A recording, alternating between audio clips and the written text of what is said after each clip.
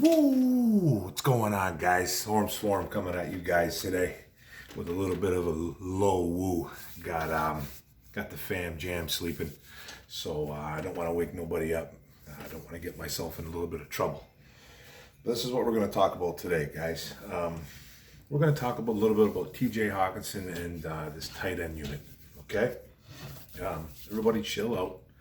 We're just talking tight ends. Okay, we're just talking tight ends. Now, TJ Hockenson, you guys know about him, man. Second year player, 6'5", 250 pounds. Drafted out of Iowa. Sorry, Ottawa. I'm thinking hockey. I was just watching some hockey. But this is the guy that won the John Mackey Award in 2018, Most Outstanding Tight End. The Ozzie Newsome Award, 2018 as well as a top college tight end. And the Quaylick Clark Award, it's tight end of the year 2018. So that kind of catapulted him up in the draft 2019 when we took him in the first round, 8th overall. Now, out of Iowa. He was a Hawkeye. So it's kind of taboo almost talking about the Detroit Lions and tight ends, mixing the two together, guys, because whenever we talk about tight ends around here, it's a running joke. It's a little bit of a running joke because we've taken some tight ends in the first round that we probably shouldn't have. People said that we shouldn't have took Brandon Pettigrew. People even said we shouldn't have took TJ Hockenson. Yes and no. I can kind of agree with both sides on it. I agree that maybe you shouldn't take a tight end because it's not how you're going to win. That's not how you're going to win football games. It's not how you build a team, right? But the year prior to Hockenson, we had like 4 or 5 tight ends, guys, that were literally between like 4 or 5 guys. This is no joke. 4 or 5 guys, like 40 catches between 4 or 5 different tight ends. The Hockenson came in, made a difference right away. Now, he has 99 catches for 1,090 yards and 8 touchdowns in 2 years. Starting off on the right foot, made a Pro Bowl in his second year. Don't say anything to 97.1 the ticket though, because they'll call that the fake Pro Bowl. They'll call it a fake Pro Bowl because apparently nothing good can come out of Detroit on that radio station. So, Kittle went down. Ertz didn't have a good year, got kind of banged up, getting older. But Hockenson did his thing, was like the best tight end in the NFC, and that's it. He made a Pro Bowl, had a great year, won, set some records for Detroit tight ends. I think he had a record of going in with like 50 catches or 50 plus receiving yards, like so many games in a row. I think I forget the number, but he was just playing well. He's playing really good football, man. He's just a really good tight end, man. We finally found a good one. It just nothing. People can't find any good in anything, right? So, especially on our radio stations in Detroit, I'm not from Detroit, but I listen to all the radio stations, and there's only one real station on the air. On the radio, 97.1 the ticket, and they're not used to good things happening, right? Like, just kind of like in general, all of us, you know what I mean? We're not used to seeing great players, and TJ Hockenson isn't great yet, but he's really good. He's a really good tight end, and he's improved. His second year, his first year, he got banged up, had a concussion, got hurt. Second year came in, made a Pro Bowl. Now, is it because George Kittle went down and Zach Ertz wasn't as good as years prior? Maybe, but who cares? He made a Pro Bowl. He was good. He showed that, starting to show why he was taken first round. You know what I mean? Now, they say it's taboo to draft a tight end in the first round, and hey, you know what I mean? We got a good one, but why are we talking tight ends? Because that's why. You know what I mean? Like, why not? There's nothing wrong with talking tight ends, guys. I personally, we got TJ Hockenson, Jesse James, Hunter Bryant, Elise Mack that was just picked up. He was a Saints guy, played at Notre Dame, played under Campbell. Dan Campbell was a tight ends coach and an assistant head coach, so he knows this Mack kid. And then we picked up a kid named Hunter Thedford. I think he played at Stanford. He's blocking tight end. Probably won't even make the squad. I don't even know. Personally, I like out of all these guys, I love Hockenson, obviously. I think Jesse James is going to be a cap casualty. And I really like Hunter Bryant. I think he's going to be a pretty good contributor. I don't know much about Mack. I don't know much about Hunter Thedford. I just know that Mack's a little bit, he's more of that receiving tight end. Had a little bit of attitude problems at college. Had some, still got drafted, played for the Saints for a year or so. Didn't do much. I don't think he did anything, actually. I don't think he's acquired any stats. And then this Hunter Thedford kid was a free agent rookie last year. I don't know if any teams picked him up, but he's a blocking tight end.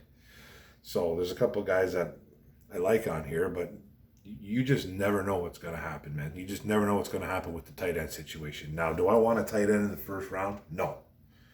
Do I want a tight end at all in this draft or via free agency? Probably not. No. You know what I mean? I really don't. Not at all. But there's still some skilled guys out there that can maybe fill in, because Hunter Bryant is still a question mark. Jesse James might not even be on the team. This Mack and Thedford guy, I don't know much about. Okay? I really don't know much about those two guys especially. So we could see a whole turnaround on this tight end unit, man. You might see 2-3 new guys. Now, I'm not saying they're going to go out and draft guys early, but there's some guys out there. The free agencies, I think, a little bit out of the question, but there's players like Hunter Henry and Gronk. We all know Gronk is not coming here. He follows Brady around like a puppy dog, so they got their thing there. That's fine. They do their thing. Hunter Henry's looking for big coin. He's probably going to re-sign with LA. And then you'll see guys out there like Jared Cook, who's really just a receiving tight end, athletic guy that can get up. Man, he won't really add anything to the team through his blocking skills, but he's a decent receiving tight end. He'll have that splash game, that big splash game. And then you see a guy like Tyler Croft, you know what I mean, who got paid some money last year, came in at about $6.5 million. I think when Buffalo gave him some money, then they end up taking a tight end like Dawson Knox in the 5th round. You know what I mean? So you bring a guy in like a Croft, you pay a guy like a Croft, and then you go and you sign a guy, you draft a kid in the 5th round. Like, you know what I mean? You go and draft a kid in the 5th round as a Dawson Knox. So it's not like tight end is out of the question for Detroit. I don't think it's a priority. It's not even close to being a priority. But there's some guys out there, and there's some players in the draft. Guys like a couple guys that I like, but some of these guys you're gonna have to take early, and I don't see it. Kyle Pitts. Now, if you haven't heard of Kyle Pitts, man, go watch some Florida Gators tape. 6'5", 245 pounds. He's a once-in-a-generation type player at tight end. Great hands, big catch radius, can get up at the high point. He's not a great blocker, but he's not a quitter. He will try to block. So he gives it his all. There's teams that are evaluating that kid at the wide receiver position. They're saying that he's a wide receiver in the NFL. Some teams are saying, you know what, he's just going to be that once-in-a-generation type tight end, like comparing him to Darren Waller, comparing him to maybe a Travis Kelce or something like that. I've actually seen some articles comparing him to Calvin Johnson. Comparing him to Calvin. Now, I watched some tape on this kid, and he is extremely similar to Calvin Johnson. He's unguardable. You can't guard him. A linebacker cannot keep up with him, and he's too big for a safety in a corner. And he creates separation when he needs to. He's got that. He's elusive for a big man. And he's just got a nonstop motor, and he can run away from people.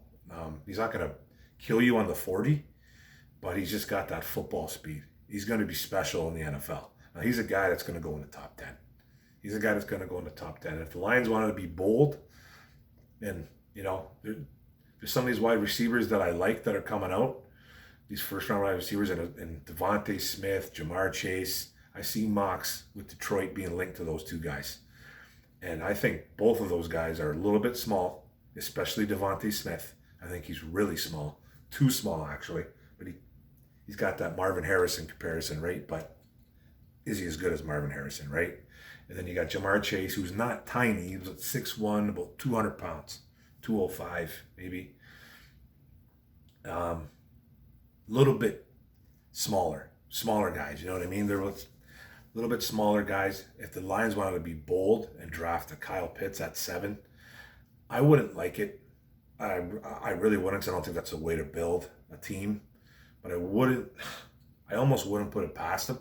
But I just don't think Brad Holmes is going to do that. I don't think they don't really have the luxury. They don't have the luxury of doing something like that and hopefully make him a wide receiver, because he could just be another tight end. And you'd have two really good tight ends on your squad though. But you would have to take him at 7. You'd probably have to take him at 7 because he's been linked in the top 10 on a couple teams. You see him drop a little bit out of the top 10, but he's not going to drop far. But you know what I mean? Any of these guys that I mentioned, I don't think are going to be Lions. So everybody just calm down there too, okay? And there's another guy like Pat Fairmouth from Penn State. Big kid, 6'5", 260 plus. Big and physical, and the kid's gonna bully you. He's a bully on the football field. There's Brevin Jordan from the Miami Hurricanes, about 6'3", 245, a bit undersized, but he's extremely versatile. He can line up anywhere. He lines up in the slot. He can line up out wide. He can line up in the backfield. He can line up in line as a tight end. So he's got a lot of versatility, and teams are really gonna love that. He's more of a yak guy as well, yards after the catch. Then there's Tommy Tremble from Notre Dame, who I kind of like. He's more of a blocker than anything else, though. He's looking to put you in the dirt. He's extremely nasty. He's always looking to lay the big hit and block. So that's a guy I like. And the guy I like, a little bit of a sleeper guy, I like Hunter Long from Boston College, 6'5", 253 pounds plus. Big kid. He's nothing special, but he does everything well. He's very reliable. He's just extremely reliable. He's just a good football player, a good character, just an all-around good kid. Now, like I said, guys, any of these guys I don't think are coming. I don't think Hunter Long's coming. And the funny thing is about tight ends in the NFL, they get these rankings. Okay, there was rankings last year. Hunter Bryant, who's on the Lions now, was rated pretty much the second tight end in the draft. But he was rated the second tight end in the draft. Cole Kmet got drafted by the Chicago Bears. He was the consensus pretty much number 1.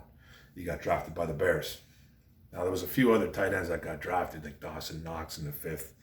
But Hunter Bryant had that skill set, but he suffered through some injuries. You know what I mean? He suffered through some injuries. That's why I think he went undrafted, and we ended up grabbing him. I think he was the first free agent that we grabbed last year. Undrafted free agent that Bob Quinn and Patricia grabbed last year was Hunter Bryant. He was supposed to be drafted. It's just that, he had some issues at Washington, had some issues with injuries too as well, and played well his last year in college, but just not enough to get drafted. But he was ranked the number 2 tight end coming into the draft. So that goes to show you that a lot of teams don't value tight ends, and I don't.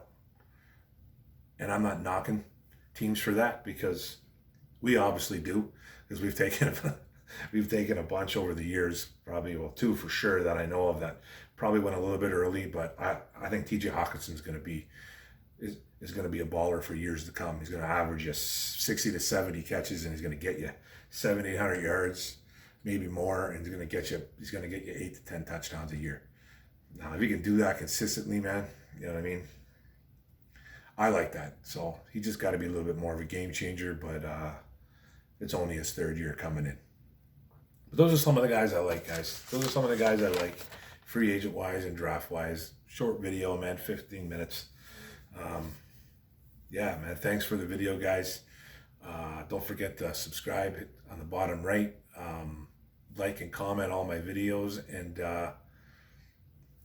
leave comments for sure, because that's what I love, man. And liking's really good. Hit the notification bell for all my videos.